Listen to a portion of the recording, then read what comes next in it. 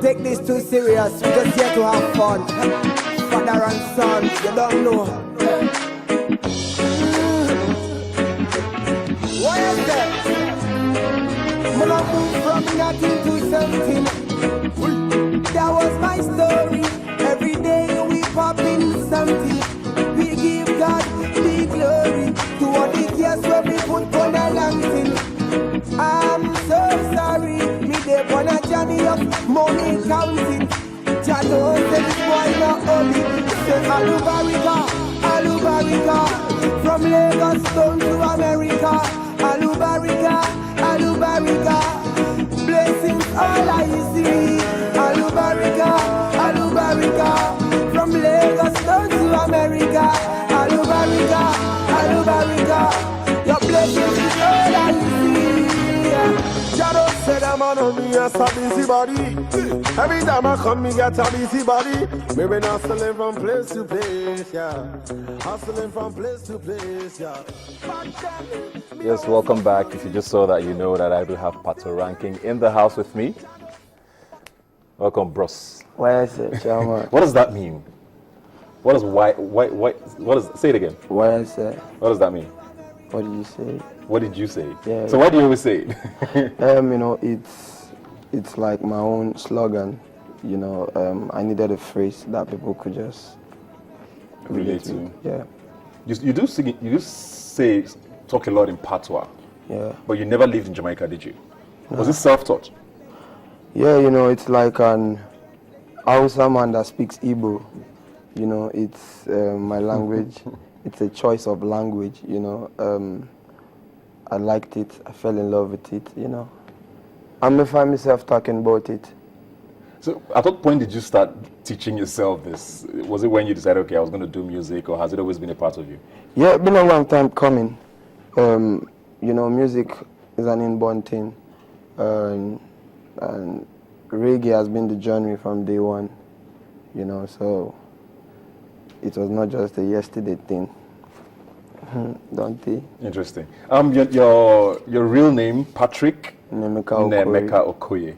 Okori. Most people don't even know you're Igbo. Really? Tell us a story about, you know, I know you were born in Lagos though. Yeah. You have your roots in what parts of Lagos? Yeah, I was born in Satellite Town. That's like the music capital of Lagos. Yeah, in Satellite Town. But I grew up in Ebuka, you know. And I've stayed virtually in every part of Lagos. Okay, so you speak Yoruba fluently? Yeah. Do you speak Igbo? No, somehow. Yeah. Okay, you thought about it there, so it's not very good. And also your stage name, you say it was given to you by a Jamaican you met in Lagos. How did that come about? What's a Jamaican doing here, first of all? Yeah, you know, back then at Alpha Beach, you see most reggae people, most rastas, you know, they play guitar. You know, they just do that for living.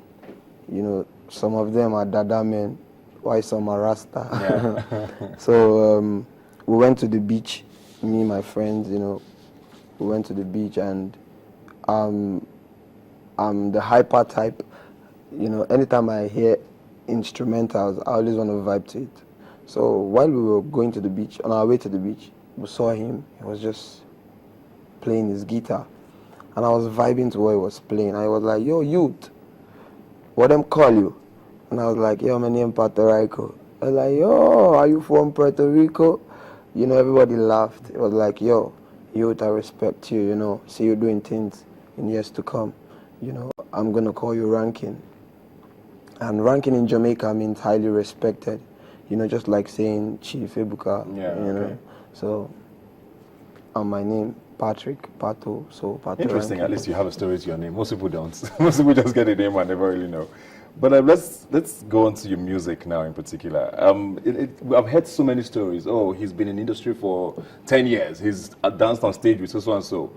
When did your path in Nigerian music start, and with who? Yeah, first and foremost, I want to say a big shout out to the Most High, you know, for giving us today. And my big break came when I dropped Alubarika with Timaya. You know, shout out to Timaya. You don't know, say, yo, you're the boss man still. When I dropped Alubarika was my big break. Before then, you hadn't done anything in music, in entertainment? No, before then I had other songs, I've been working, I've been doing some underground stuff, talent plus hard work yields nothing. Talent plus money equals to success. That was what happened. And thank God for where we did today. Yeah, why did you stick to your guns though? Because I mean, seeing that you don't do necessarily the conventional Afro pop, like we call it here, music, and that's where most of the money comes from. Why didn't you at some point decide to do, okay, let me do the shake your bum bum sort of music? I've always wanted to be exceptional. I've always wanted to stand out, because growing up was very competitive. Where I came from, everybody is talented. Everyone has got potentials, so for you to be the best, you need to do things that no one is doing. So I had to bring that to the business. Yeah. You understand? So I try to make music that the people love to hear, but they don't get to hear it. So, but does money motivate any of your decisions at all while you do all of this? Like, what role does money play while you're making decisions in your career? Well, I go for meaning first. I think that was the best step I took because I wanted meaning out of what I was doing. Yeah. Because if I had gone for money, there would be no meaning. So when I went for meaning, I started making money. Yeah. Because I asked that because a lot of people say that. I mean, I know you've talked about it a lot on air, you and Timaya, when you parted ways and all of that. But the story is that you left him because of money. You got offered better money by the record label that you're with now, and you decided to move on. No. Yo, once again, I want to say big shout out to Timaya. You don't know, say, yo, you're the boss man still. We were still together like 2 days ago. Yeah, I know you're friends now, but I'm saying the decision to leave him, I heard was motivated by money. No. It wasn't money, My career has to be taken to the next level, of which is supported.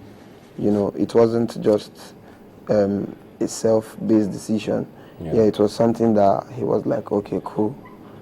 Because the people that we worked with, the people I'm working with now, they came from SA, and they were like, yo, Patoranking, we want to take you to the next level, on some international P. And I was like, yo, this is cool. And he was like, yeah. So you guys, you just, it was a purely musical decision, you're saying? It had nothing to do with money? No. Okay. Not at all. If you say, are you happy with where your career is at the moment? I want to give thanks again to the Most High, if I should take it back, and now, the difference is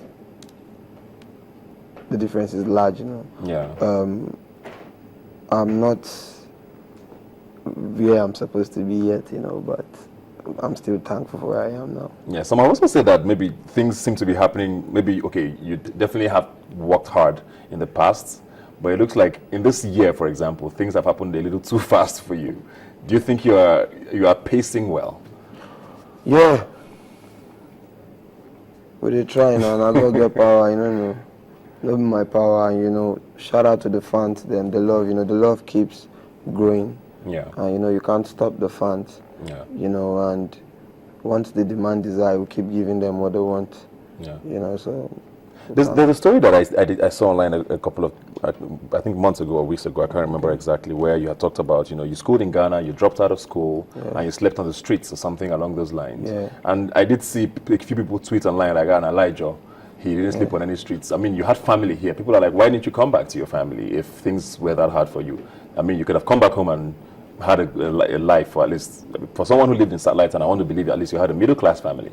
Is that a true story, and why did you have to go down that path? So I said Satellite Town because I want to sound posh. Precisely, it's Ijegun Egba in Satellite Town. Okay. I do pray that the kids, the youth of today don't get to see like what I've seen in my past, You understand? And it was not easy. I was schooling in Ghana.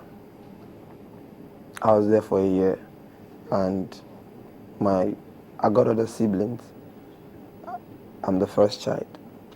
You know, there are some decisions you have to make as a man, even though I was a boy then. When my dad said, oh, yo, my son, you know you've got other siblings and you're still young, you're quite young.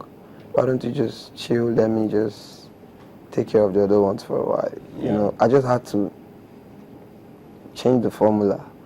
And I was like, okay, it's cool that instead of me coming down to Nigeria doing nothing, why don't I just go back to Accra from Cape Coast, because I was in University of Cape Coast. Why don't I move down to Accra, which is like the Lagos of Ghana, where everything is happening, and start my career, you know. And I don't know anybody there, only me and my God. You know, I went to Accra and it wasn't easy, you know. The rest now history, I beg, no cut, I'm sure. At what point did you come back to Nigeria? 2009. Then 2010, I started working with K Solo. Okay. That was the first time I met Timaya, you know, and ever since,